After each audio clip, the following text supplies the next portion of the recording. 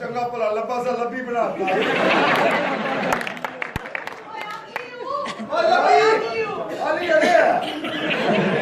हाली पता नहीं लग रहा कुड़ी एक मुंडा हाँ अल्लाह की कसम मैं लगना कुड़ी हुई मैं ना रखना होता पायल चौधरी पार्ट 2 हो क्यों कुछ नहीं करेगी कौन तक लोग फायरिंग तो करती रहेगी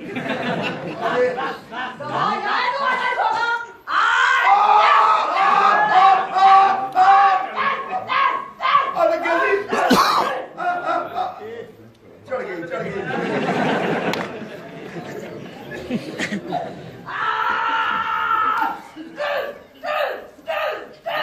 पानी बारिश हो रही बाहर चिका भैया मेरे अंदर बच्चे नु पैंपर ला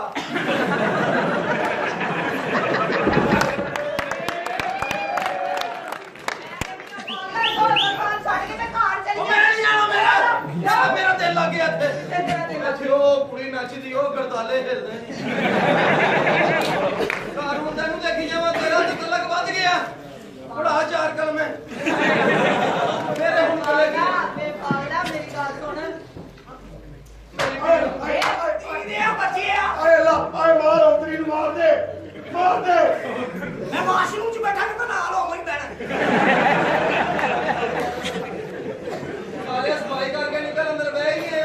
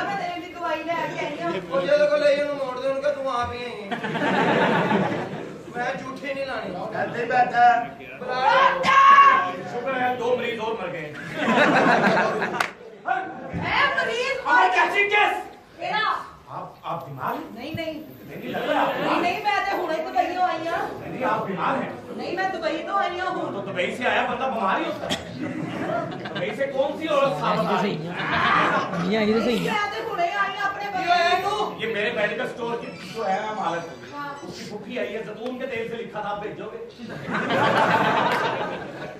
नहीं मैं अपने बंदे की स्प्रे लेने गई था नहीं लो स्प्रे क्या होश पकड़ नहीं रहा स्प्रे से कैसे पकड़े नहीं तो ਉਹਦੀ ਚੀਜ਼ਾਂ ਲੈਣ ਗਈ ਤਾਂ ਤੂੰ ਦੁਬਈ ਤੋਂ ਪਿੱਛੋਂ ਤੁਸੀਂ ਉਹਨੂੰ ਬਿਮਾਰ ਕਰ ਦਿੱਤਾ ਹੈ ਇਹ ਪਿੱਛੋਂ ਨਹੀਂ ਕੀਤਾ ਸੀ ਕਿਉਂ ਕੀਤਾ ਓਏ ਪਿੱਛੋਂ ਬੋਲ ਰਜਗੜ ਖਾਣੇ ਦਾ हां मैंने सुई टीका लगाया ना सुई अंदर रह गई अच्छा क्या आपके शौहर हां ओए यार हां क्या इतनी प्यारी बीवी हो तुम बीमार हो गए उनको बीमारी लगा मैं कल बोर हो गया आप चले आप बीमार हैं आप जब चलती हैं तो यूं लचक पड़ती है वो तो सबके पड़ती है आप सुबह ब्रश करती हैं हां दांत बनती है बीमार हैं हाँ आप कभी लंबा बताओ देखे तो दिल में कुछ होता है तो बीमार है ये भाई साहब आपके सामने आते